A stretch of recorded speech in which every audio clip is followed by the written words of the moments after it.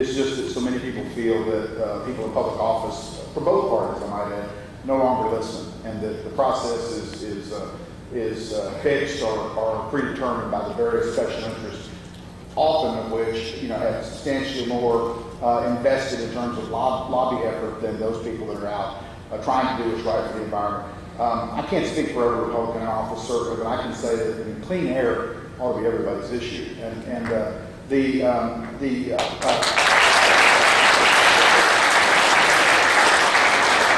have heard repeatedly in the short time I served as chairman about the permitting process, the need to reform that, that our penalties are a little more than the cost of doing business and not nearly as severe as they should be to be able to catch the eye of the offender, and that citizen participation is considered at times more a nuisance than it is something to be received and evaluated. So my personal commitment to you is that in every respect, in all three of those primary objectives, we'll try to change that. One of the things I've made clear and stated publicly in the time since I was appointed chairman of this committee is that nobody would get a free pass, that we're going to look at every issue, we're going to try to be as objective as possible. And I think those who have served with me, I've had the honor, and it is an honor, to serve for 20 years in the legislature, know that that's the way I try to do business. It's the way we did our business in when I chaired the Transportation Committee, and that was certainly a committee with a great deal of confrontation and controversy surrounding it because of the need for reform. And my commitment to you is to attempt to do the very same thing as we look at these issues and as they come, at least in part, to the Business and Commerce Committee.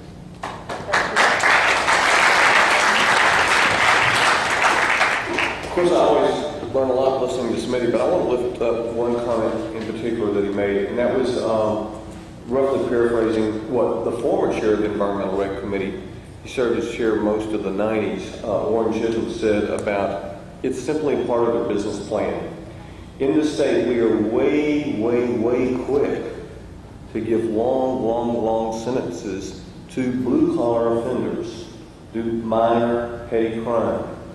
If we punished commensurate the corporate heads of the major polluters of the state, they'd be doing time, and they would stop the crime that they're committing.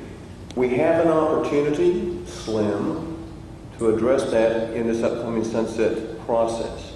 But I think it's appropriate to hear the words of Chairman Chisholm that corporate offenders of the law make economic decisions just like the blue-collar offender, whether or not the risk involved in holding up that gas station are worth it. And all too often, the corporate offenders decide it's worth the risk.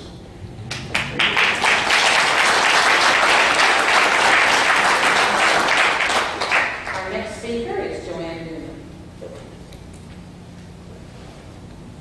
followed by Karen Fowler. Good evening. I'm the president of the Arlington Conservation Council.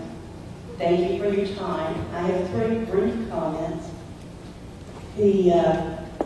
Recently there was a hearing by some TCEQ employees in Arlington on the state implementation plan on air quality, and one of our ACC members told those employees that he thought their agency was misnamed. It really should be called the Texas Commission for Environmental Pollution.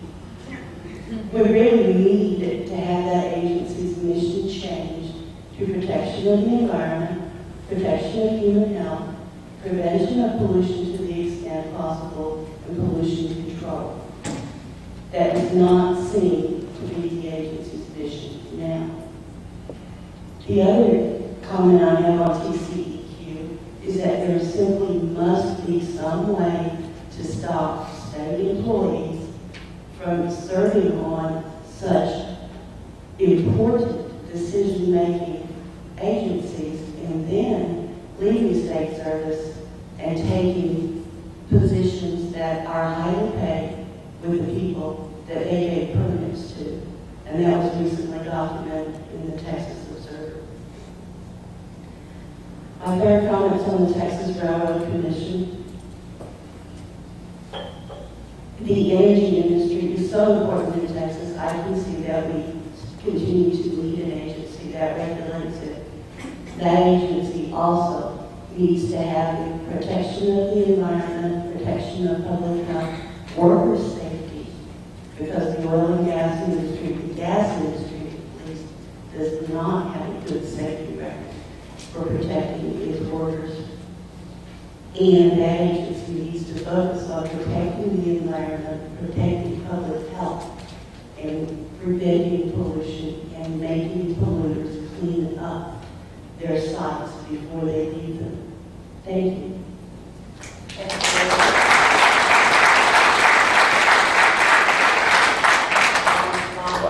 I don't intend to echo the comments all evening long, but I do particularly think it's important that we look at the revolving door issue. And I'm glad that you brought up the article in the Texas Observer. Larry needed a job after serving as commissioner, but Larry is the only commissioner in the last decade that hasn't taken a high-paying lobbyist job representing polluter interest, industry interest. That's wrong. We all know it's wrong. We need to fix it. I've long been an advocate of stopping that revolving door situation. I'm not sure that we're going to be able to do it this time, but I think the more we talk about it, it puts a spotlight on the fundamentally flawed nature of the way our state agency is working. Any other comments from the panel? Okay. Our next speaker is Karen Keller. Just approach the microphone now. Followed by Gary Sue. Thank you for your opportunity to speak on my ideas. And with regard to the permits, the new permits and renewals, that I would urge that instead of just granting the permits, look at why there's a need for that. And I propose looking at alternative energies, wind power, and instead of creating new permits for coal and the dirty polluters. And also, I propose more strict regulations for the violators that to pressure them somehow into compliance with the law. And I'm concerned about the increasing level of pollution that and the cumulative effects, that gets trapped in our bodies. And I, for one, have health problems, which the pollution is a direct effect, and now I'm sensitive to chemicals, and I'm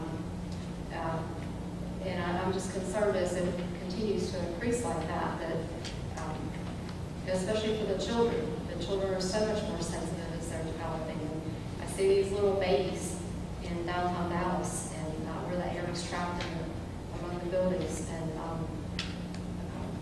I'd like to see closer monitoring of the polluters. Thank you.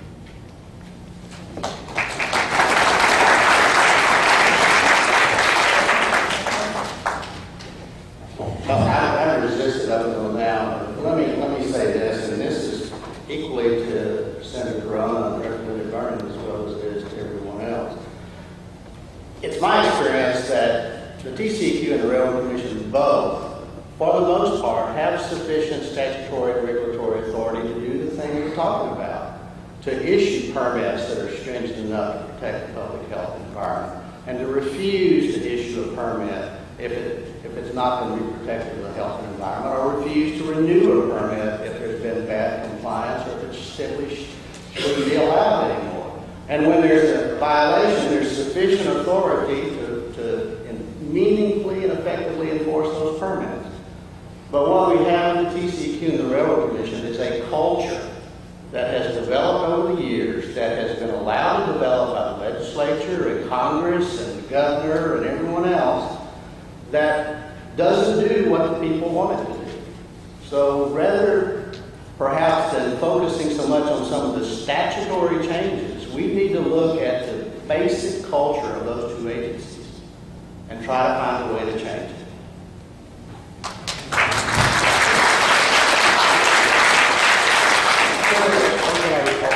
My experience with trying to do that at the Transportation Commission is that you usually have to give them, even though you would prefer to be able to sit down and reason. These agencies are so large, and the staffs are so accustomed to a certain routine or practice that you have to give them that wake-up call through a change in statute. And it seems to be the only thing with enough force and effect to bring about change. But I absolutely think Larry is right that we probably, if we really were objective about it, we probably have everything on the books we need if we could change the culture. I've seen that other agencies have every reason to believe he's correct on this one. Maybe the only way to change the culture is to change the statute. Yeah, sometimes you just have to go ahead and enact a significant change in the law to bring about a different result. Well, Terry, basically we got to the nut of why we need to have sunset in the first place. Because a lot of times we're absolutely right. We don't necessarily need more regulatory authority, but we do need to impact the culture of the agency frequently when they're so frequently not responsive. And the Senator's been in the role as a chairman trying to get a very non-responsive, huge agency to be more responsive. It is not easy. So the learning moment I'd like to make sure everybody here tonight recognizes is while we are gearing up for the next legislative session, I always tell my staff the most important work we do is the 18 months between the session because there's a constant, ongoing need to get these agencies to be more responsive and responsible. Okay. I will go to Stewart to the microphone and leave the next speaker and we'll be sharing close. Good evening, thank you for being here. Again, I'm Gary Stewart. I'm a member of the board of Government Members at Risk, and the past 6 years I've worked trying to raise people of faith's awareness around environmental issues as a spiritual, moral issue. I don't have particular questions to give to the panel, but I do feel the need to make some statements that not only I share, but many other people do. And basically, the TCEQ and the Texas Railroad Commission are, if not criminal agencies, guilty of criminal behavior over the past decade or more, given the outrageous actions that have happened. And that pretty much they do not represent the people. They are not protecting us from such as the issue with fracking going on in Tarrant County and the surrounding areas. People are being exposed to carcinogens.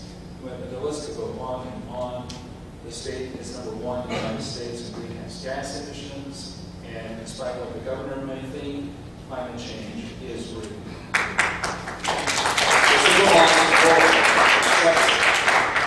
And yet, we're number one in the United States, and we're number 7 in the world in greenhouse gas emissions. We're one of the worst states concerning mercury poisoning from coal plants, and then, of course, the Seaman kilns. So many of us feel that we have been betrayed, we've been sold out, and that people's lives do not count by our government in this state. And you need, I think many of you know that, but I think it's important that you convey that message to the legislative body. We feel betrayed, we feel like we're at war, and we want some action. One, for myself, I would like to see some criminal investigation going on concerning the heads of these agencies. Because laws have been broken. People are being exposed to deadly chemicals. Our air, we're not meeting federal guidelines for air quality. I mean, how much more has to happen? People are losing their property. Companies are coming in, taking over their property, and their value goes down the drain. Is that just? Is that what this country is about? We want to know that we have agencies that are out for us, that are not pouring themselves, pardon the phrase, to corporate interests.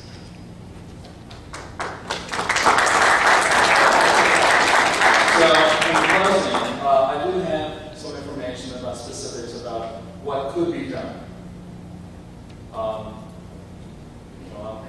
Should I let you? Okay. I don't have time to go into specifics about that. And I really urge, and I know some of you will do the most that you can. Given the past election, I'm not very hopeful. And given our governor's commitment to be the